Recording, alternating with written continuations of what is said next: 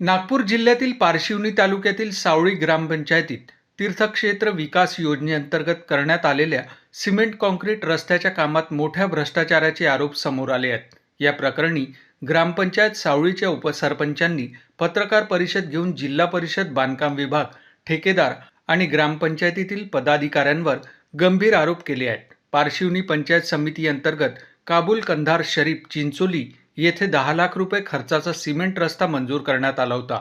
मात्र हा रस्ता मंजूर इस्टिमेटनुसार न होता कोणतेही खोदकाम किंवा बेस न करता केवळ वरचा स्लॅब टाकून निकृष्ट दर्जात बांधण्यात आल्याचा आरोप आहे। रस्त्याच्या कडेला 5 इंच तर मध्यभागी केवळ 3 इंच जाडीचे काम केल्याचेही निदर्शनास आले आहे।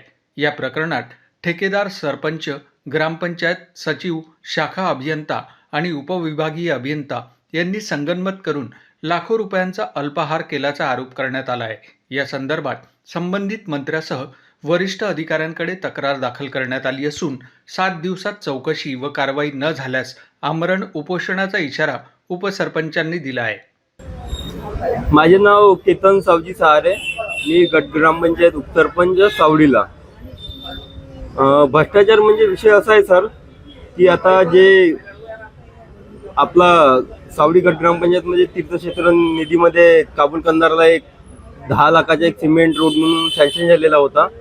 4 महिने आधी त्याचे काम पूर्ण झालेलं आहे आणि पूर्ण असून त्यांना मी त्या कामाचं जेव्हा काम चालू होतं आणि कामाची मी वारंवार एस्टिमेटची मागणी करत होतो, परंतु त्यांना मला त्या ठेकेदारांनी, सचिवांनी आणि आमचे जे सरपंच आहे यांनी मला एस्टिमेट देण्यासाठी नकार दिला आणि काम होऊन 4 महिने पूर्ण झाल्यानंतर मला त्यांनी एस्टिमेटची कॉपी दिली। जेव्हा मी बघितलं त्या एस्टिमेटमध्ये जे बी काही साहित्य होते ते पूर्णपणे त्या रोडमध्ये झालेले नाही आणि जो रोड 10 लाखाच्या निधीमधनं झालेला आहे साहेब, त्याला खडीकरण, मुरुमकरण झालेलं नाही, पण त्यांचं जे बिल निघालं आहे ते मुरुमाचे निघालेलं आहे। जे जिथे ATMMचे ज्यांनी ते एस्टिमेट बनवलेलं आहे तर ते ATMMच्या ठिकाणी मी जे आता माझी काही मीटिंग झाली काल, ते साहेब लोक आले, त्यांना विचारलं साहेब ATMMचे जेव्हा तुम्ही एस्टिमेट बनवलेलं आहे तर तुम्ही ते याच्यामध्ये ATMM टाकला का? त्यांनी म्हटलं नाही।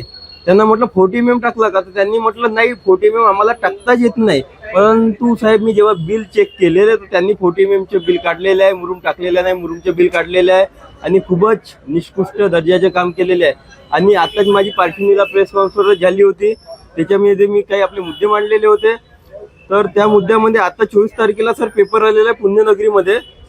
तर हे जे एक कमेंट केलेली आहे म्हणजे स्टेटमेंट ठेवलेलं आहे जे इंजिनियर आहे त्यांनी की आम्ही हे रस्ता बांधकाम माझ्या कालावधीत नाही, त्यांची चौकशी केली असता बांधकाम तांत्रिकदृष्ट्या योग्य आहे, संकेत भोयर, उप अभियंता रामटेक। परंतु सर सांगू इच्छितो असल्या प्रकारचे कुठल्याही ग्रामपंचायतला पत्र आलेले नाही, सरपंचाला फोन आलेला नाही, सचिवाला फोन आलेला नाही, कुठल्याही प्रकारची चौकशी झालेली नाही। तरी पण त्यांनी हे पत्रामध्ये कमेंटवर टाकलेलं आहे की मी येऊन आपण चौकशी केलेली आहे, परंतु सर त्यांनी कुठल्याही प्रकारची चौकशी करून गेलेली नाही। म्हणजे सरळ समजू येते की भ्रष्टाचार अजून पण चालू आहे आणि कुठेतरी कितीचा भ्रष्टाचार आहे सर? आता तर हा 10 लाखाचा आहे। 10 लाखाच्या रोडमध्ये यांनी 3-3.5 लाखामध्ये रोड कम्प्लीट केलेला आहे। 7 लाख रुपये पूर्ण आपसर पार्टीमध्ये यांनी, सरपंच, सचिव आहे आणि जे बी काही इंजिनियर लोक आहे यांनी आपसामध्ये मिळून म्हणा की भ्रष्टाचार म्हणजे गुंतवणूक करून हे घेतलेले आहे। आणि तसंच आता माझ्या गावाला एक काम झालेलं आहे नवीन, ते 22-23 ची निधी आहे सर, सभामंडप म्हणून 22-23 ची निधी सभामंडप म्हणून आहे। आणि तिथे पण त्यांनी सांगितलेलं आहे मला की नाही बा गावातल्या लोकांना की हे काम कमीत कमी काही कारणास्तव वेळ झाल्यामुळे फक्त याचे 4 लाख रुपये निघालेले आहे। त्याचेच प्रश्न म्हणून मी आता ग्रामपंचायतकडनं मी काही पत्र मागून घेतलेले आहे। तर त्याच्यामध्ये सर ते काम झालेलं आहे, 10 लाखाची निधी आहे, 8 लाखाचे पूर्ण काम झालेलं आहे, 7,85,000 काही बिलिंग निघाले, जवळपास 8 लाख रुपये पूर्ण निघाले। आणि त्या व्यक्तीने सर जो कोणी कॉन्ट्रॅक्टर आहे त्यांनी गावाकडनं लोकांकडनं कलेक्शन करून ते पैसे ते मंदिरात लावले आणि पूर्णपणे काम झालेलं नाही। फक्त आणि फक्त 6 कॉलम करून ओपन स्लॅब टाकलेली आहे। मी तेच शासनाला विचारू इच्छितो की तुम्ही एवढा भ्रष्टाचार कसा होऊ देत आहे आणि आम्ही जर न्याय मागू इच्छितो कुठेतरी शासनाला तर आम्हाला न्याय का बरं मिळत नाही? मी आता पत्र दिलेलं आहे सर, ते 10 तारखेपासून मला आजपर्यंत कुठलाही न्याय मिळालेला नाही आहे। याच्यामध्ये कोण कॉन्ट्रॅक्टर आहे, कोण भ्रष्टाचार करत आहे, नाव काय? सर ते सरपंच सचिव ग्रामपंचायतला हे कामं होतात आहे आणि सरपंच सचिव मिळून आम्हा सदस्याच्या बॉडीला काही प्रतिक्रिया सांगत नाही आहे. मीटिंगमध्ये आम्हाला कोणते मुद्दे मांडत नाही आणि ते दोघांमध्येच एक ग्रुप बनवून की नाही आम्ही आमचेच कॉन्ट्रॅक्टर, कारण त्यांची बनलेलं राहते. नाव काय कॉर्पोरेटरचं नाव?